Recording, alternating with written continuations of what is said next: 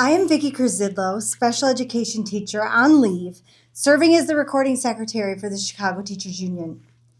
I'm back again today to speak with you on behalf of our 30,000 CTU members and the students and families we all serve. These are critical times for those of us who are in position of public service in Chicago. Our city and our state are under attack by a federal administration determined to dehumanize and punish Black-led cities.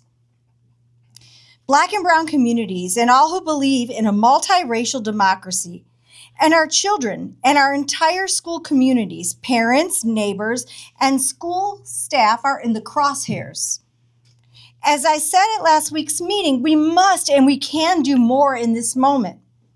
To address the multiple threats facing our students, whether it's school closures by charter operators, the pending loss of SNAP benefits, the trauma caused by ICE and federal agents terrorizing our communities, or the persistent refusal of some elected officials to fully fund our schools.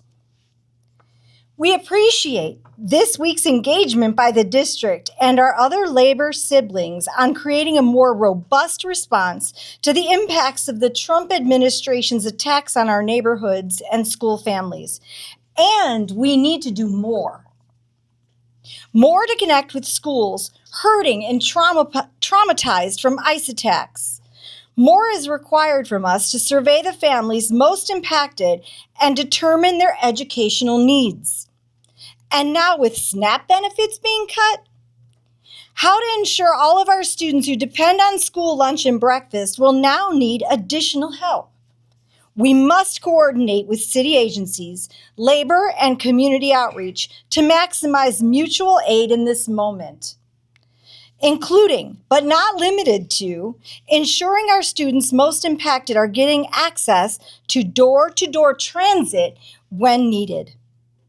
For our students and educators at EPIC, Aspira, and Chi-Arts charter schools, I was here last meeting to request that this board take responsibility, increase oversight, and take care of keeping these CPS communities whole. You have to decide whether you are going to allow those charter operators to close schools, lay off teachers, and make cuts to students with no input from parents, students, or educators. Today, you vote on EPIC.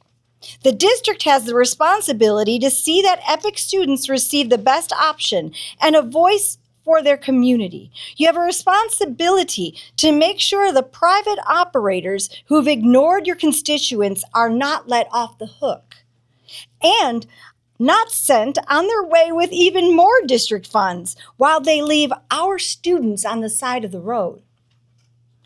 You all heard from aldermen before the CPS budget vote that they would provide the largest TIF surplus possible. Now, our mayor is helping them keep their promise.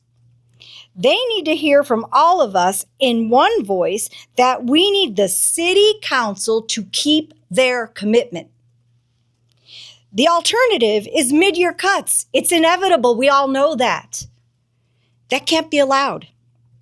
We will be sending each of you a tool the union has developed that illustrates how many students and how many positions would be lost in your district schools if we don't advocate successfully together so that you can see the impact of the districts that you represent. I was heartened to see board members stand up for our district yesterday in Springfield. I loved standing shoulder to shoulder with you. I hope we can do more of that partnership.